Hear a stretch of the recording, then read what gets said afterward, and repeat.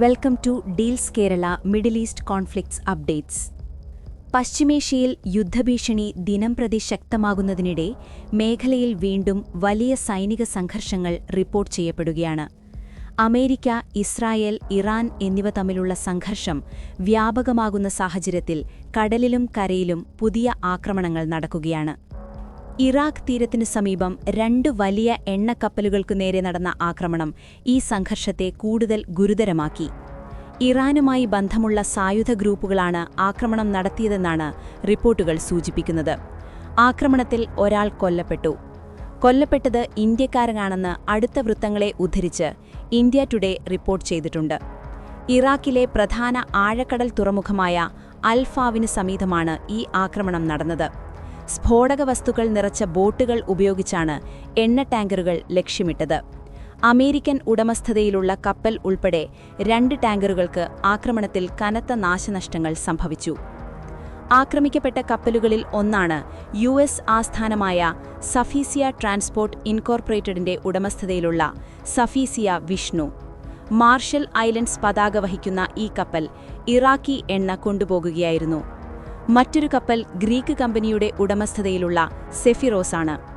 Maltese പതാക വഹിക്കുന്ന ഈ ടാങ്കറും ഇറാഖിൽ നിന്നുള്ള എണ്ണയുമായി യാത്രയിലായിരുന്നു. ഷിപ്പ് ട്രാക്കിംഗ് വെബ്സൈറ്റുകളുടെ റിപ്പോർട്ടുകൾ പ്രകാരം ഈ 2 കപ്പലുകളിലുമായി ഏകദേശം 4 ലക്ഷം ബാരൽ ഇറാഖി ക്രൂഡ് ഓയിൽ ഉണ്ടായിരുന്നതായി പറയുന്നു. ആക്രമണത്തെ തുടർന്ന് കപ്പലുകളിൽ വൻ സ്ഫോടനവും തീപിടുത്തവുമുണ്ടായി. കടലിൽ എണ്ണ ചോർന്നതോടെ വെള്ളത്തിനു മുകളിൽ തീ പടരുന്ന ഭയാനക ദൃശ്യങ്ങളും പുറത്തുവന്നിട്ടുണ്ട്. കപ്പലുകളിൽ ഉണ്ടായിരുന്ന ജീവനക്കാരെ രക്ഷിക്കാൻ ഇറാഖ് അധികൃതർ അടിയന്തര രക്ഷാപ്രവർത്തനം ആരംഭിച്ചു. മൊത്തം 38 ജീവനക്കാരെയാണ് രക്ഷിച്ച് ബസ്രയിലേക്ക് മാറ്റിയത്. ഇതിൽ സഫീസിയ വിഷ്ണു കപ്പലിലെ 27 ജീവനക്കാരും ഉൾപ്പെടുന്നു.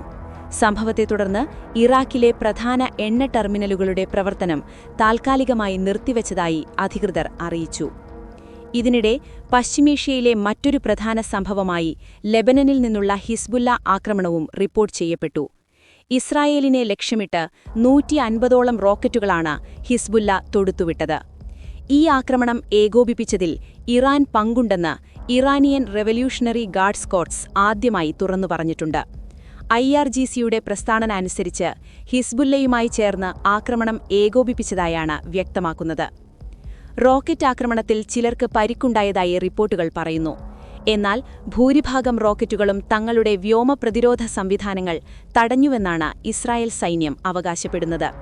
2 പേർക്ക് മാത്രമാണ് പരിക്കുണ്ടായതെന്നും ചില റോക്കറ്റുകൾ ഒഴിഞ്ഞ പ്രദേശങ്ങളിൽ പതിച്ചെന്നും അവർ പറഞ്ഞു. വ്യാഴാഴ്ച പുലർച്ചെയാണ് ലെബനനിൽ നിന്നുള്ള ഈ വലിയ ആക്രമണം നടന്നത്. ഇസ്രായേൽ സൈനിക കേന്ദ്രങ്ങൾ ലക്ഷ്യമിട്ടാണ് ഈ ആക്രമണം നടത്തിയതെന്ന് ഹിസ്ബുല്ല അറിയിച്ചു. ഓപ്പറേഷൻ ഡെറ്റാവേർഡ് സ്ട്രോ എന്ന പേരിലാണ് ഈ സൈനിക നടപടി നടന്നതെന്നും ലെബനനെതിരായുള്ള ഇസ്രായേലിന്റെ തുടർച്ചയായ ആക്രമണങ്ങൾക്ക് തിരിച്ചടിയാണെന്നുമാണ് ഹിസ്ബുല്ലയുടെ വിശദീകരണം. ഇസ്രായേൽ സൈന്യം ഉപയോഗിക്കുന്ന യാറ ബാരക്കുകൾ എന്ന സൈനിക താവളത്തിന് നേരെയും ഡ്രോൺ ആക്രമണം നടത്തിയതായി ഹിസ്ബുല്ല അവകാശപ്പെട്ടു. ഇതിനൊപ്പം ഇറാനിൽ നിന്നുള്ള ആക്രമണങ്ങളും ശക്തമാകുന്നതായി റിപ്പോർട്ടുകളുണ്ട്. തെൽ അവീവ്, അധികൃത അൽ ഖുദുസ്, ഹൈഫ തുടങ്ങിയ നഗരങ്ങൾ ലക്ഷ്യമിട്ട് മിസൈൽ ആക്രമണങ്ങൾ നടന്നതായി ഇറാൻ അറിയിച്ചു. ഖദ, ഇമാദ്, ഖൈബർ ഷെക്കാൻ, ഫത്താഹ് തുടങ്ങിയ ബാലിസ്റ്റിക് മിസൈലുകൾ ഉപയോഗിച്ചാണ് ആക്രമണം നടത്തിയതെന്ന് IRGC വ്യക്തമാക്കി. കഴിഞ്ഞ 24 മണിക്കൂറിനിടെ ഇറാനിൽ നിന്ന് ഇസ്രായേലിലേക്ക് മിസൈൽ ആക്രമണങ്ങളുടെ എണ്ണം വർദ്ധിച്ചുവെന്നും അവർ അവകാശപ്പെട്ടു. ഇതിനിടെ പശ്ചിമേഷ്യയിലെ സംഘർഷത്തെ കൂടുതൽ ഗുരുതരമാക്കിയ മറ്റൊരു സംഭവം ഇറാനിലെ മിനാബിൽ നടന്ന ബോംബാക്രമണമാണ്. ഷജറെ തയ്യിബ എന്ന എലിമെന്ററി സ്കൂളിന് നേരെയാണ് ആക്രമണം നടന്നത്.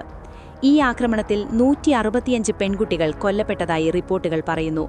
നിരവധി അധ്യാപകരും ഡോക്ടർമാരും ആശുപത്രി ജീവനക്കാരും ആക്രമണത്തിൽ കൊല്ലപ്പെട്ടതായും വിവരങ്ങൾ പുറത്തുവന്നു. ഈ സംഭവങ്ങളിൽ കൊല്ലപ്പെട്ടവർക്കായി ഇറാനിലെ മിനാബിൽ വലിയ വിലാപയാത്രയും നടന്നു. 10,000കണക്കിന് ആളുകളാണ് അതിൽ പങ്കെടുത്തത്. ഈ സംഭവങ്ങളെ തുടർന്ന് ഇന്ത്യയിലെ പഞ്ചാബ് നിയമസഭയും അനുശോചനം രേഖപ്പെടുത്തി. ഇറാന്റെ പരമോന്നത നേതാവായ ആയത്തുള്ള അലി ഖാമീനയുടെ വധവും സ്കൂൾ കുട്ടികളുടെ മരണവും പശ്ചിമേഷ്യയെ യുദ്ധത്തിൽ തള്ളിവിട്ടുവെന്നാണ് സഭ ചൂണ്ടിക്കാണിച്ചത്. ഇറാനും പഞ്ചാബും തമ്മിലുള്ള സാംസ്കാരിക ബന്ധവും സഭയിൽ ചർച്ച ചെയ്തു. പഞ്ചാബ് എന്ന വാക്ക് പേർഷ്യൻ ഭാഷയിൽ നിന്നാണ് ഉത്ഭവിച്ചതെന്ന ചരിത്രപരമായ ബന്ധവും അംഗങ്ങൾ ഓർമ്മിപ്പിച്ചു. ഇതിനിടെ അമേരിക്കൻ പ്രസിഡന്റ് ഡൊണാൾഡ് ട്രംപ് എണ്ണവില ഉയരുന്ന സാഹചര്യത്തിൽ പുതിയ പ്രഖ്യാപനം നടത്തി. അമേരിക്കയുടെ തന്ത്രപ്രധാന പെട്രോളിയം ശേഖരത്തിൽ നിന്ന് 172 ദശലക്ഷം ബാരൽ ക്രൂഡ് ഓയിൽ പുറത്തുവിടുമെന്ന് അദ്ദേഹം അറിയിച്ചു. ഇറാനുമായുള്ള സംഘർഷം മൂലം ആഗോള എണ്ണവില ഉയർന്നതും വിപണിയിൽ അനിശ്ചിതത്വം ഉണ്ടാകുന്നതും കണക്കിലെടുത്താണ് ഈ തീരുമാനം. കരുതൽ ശേഖരത്തിൽ നിന്ന് ഇപ്പോൾ അല്പം എണ്ണയെടുക്കും, പിന്നീട് അത് വീണ്ടും നിറയ്ക്കും. ഇത് വില കുറയ്ക്കാൻ സഹായിക്കും എന്നാണ് ട്രംപ് പറഞ്ഞത്. ഇതിനിടെ ഹോർമൂസ് കടലിടുക്ക് അടച്ചിടുമെന്ന മുന്നറിയിപ്പുമായി ഇറാൻ വീണ്ടും രംഗത്തെത്തി. ലോകത്തിലെ ഏറ്റവും പ്രധാനപ്പെട്ട എണ്ണക്കടത്തുപാതകളിലൊന്നാണ് ഹോർമൂസ് കടലിടുക്ക്. ലോകത്തിലെ ഏകദേശം 20% ക്രൂഡ് ഓയിലും 30% പ്രകൃതിവാതകവും ഈ കടലിടുക്കിലൂടെ കടന്നുപോകുന്നതാണ്. അമേരിക്കയുടെയും ഇസ്രായേലിന്റെയും ആക്രമണങ്ങൾ തുടർന്നാൽ 1 ലിറ്റർ എണ്ണ പോലും ഈ വഴിയിലൂടെ കടത്തിവിടില്ല എന്നാണ് ഇറാൻ റവല്യൂഷണറി ഗാർഡ്സ് കോർപ്സ് മുന്നറിയിപ്പ് നൽകിയത്. ഇതിനിടെ സൗദി അരാംകോ സിഇഒ അമീർ നാസർ ലോകവിപണിക്ക് വലിയ ദുരന്തമുണ്ടാകാമെന്ന മുന്നറിയിപ്പ് നൽകി. ഇറാൻ കടലിൽ ബോംബുകൾ സ്ഥാപിച്ചുവെന്ന റിപ്പോർട്ടുകൾ വന്നതോടെ നിരവധി അന്താരാഷ്ട്ര ഷിപ്പിംഗ് കമ്പനികൾ സർവീസുകൾ നിർത്തിവച്ചിരിക്കുകയാണ്. ഇതിന്റെ ആഘാതം ഗൾഫ് രാജ്യങ്ങളിലേക്കും വ്യാപിച്ചു. UAE, കുവൈറ്റ്, ഖത്തർ, ബഹ്റൈൻ തുടങ്ങിയ രാജ്യങ്ങളുടെ എണ്ണ കയറ്റുമതി വലിയ രീതിയിൽ ബാധിക്കപ്പെട്ടിട്ടുണ്ട്. അതേസമയം ഇറാൻ സമാധാനത്തിന് തയ്യാറാണെന്ന സൂചനയും നൽകി. എന്നാൽ ചില ഉപാധികൾ അംഗീകരിക്കണമെന്നാണ് അവർ പറയുന്നത്. ഇറാന്റെ അവകാശങ്ങൾ അംഗീകരിക്കണമെന്നും യുദ്ധത്തിലുണ്ടായ നാശനഷ്ടങ്ങൾക്ക് നഷ്ടപരിഹാരം നൽകണമെന്നും ഇറാൻ പ്രസിഡന്റ് മസൂദ് പെഷസ്കിയാൻ ആവശ്യപ്പെട്ടു. റഷ്യയും പാകിസ്ഥാനും ഉൾപ്പെടെയുള്ള രാജ്യങ്ങളുമായുള്ള ചർച്ചകളിലാണ് ഈ ഉപാധികൾ മുന്നോട്ടുവച്ചത്. ഇതിനിടെ ഐക്യരാഷ്ട്രസഭയും പശ്ചിമേഷ്യയിലെ ആക്രമണങ്ങളെക്കുറിച്ച് പ്രമേയം പാസാക്കി.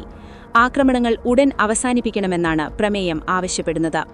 സമിതിയിലെ 13 രാജ്യങ്ങൾ പ്രമേയത്തെ അനുകൂലിച്ചു. റഷ്യയും ചൈനയും വോട്ടെടുപ്പിൽ നിന്ന് വിട്ടുനിന്നു. ഇറാന്റെ ആക്രമണങ്ങൾ അന്താരാഷ്ട്ര നിയമങ്ങളുടെ ലംഘനമാണെന്നും ഇത് ആഗോള സമാധാനത്തിന് വലിയ ഭീഷണിയാണെന്നും പ്രമേയം ചൂണ്ടിക്കാണിച്ചു. ഇതിനിടെയും ഗൾഫ് മേഖലയിൽ പുതിയ ആക്രമണങ്ങൾ റിപ്പോർട്ട് ചെയ്യപ്പെട്ടു.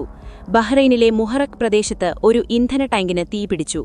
ദുബൈ ക്രീക്ക് ഹാർബറിന് സമീപവും ആക്രമണം നടന്നതായി റിപ്പോർട്ടുകൾ പറയുന്നു. മൊത്തത്തിൽ പശ്ചിമേഷ്യയിലെ സംഘർഷം ഇപ്പോൾ പുതിയ തലത്തിൽ കടന്നിരിക്കുകയാണ്. കടൽ, കര, വ്യോമമേഖലകളിലായി നടക്കുന്ന ആക്രമണങ്ങൾ ലോകത്തെ ആശങ്കയിലാക്കുകയാണ്.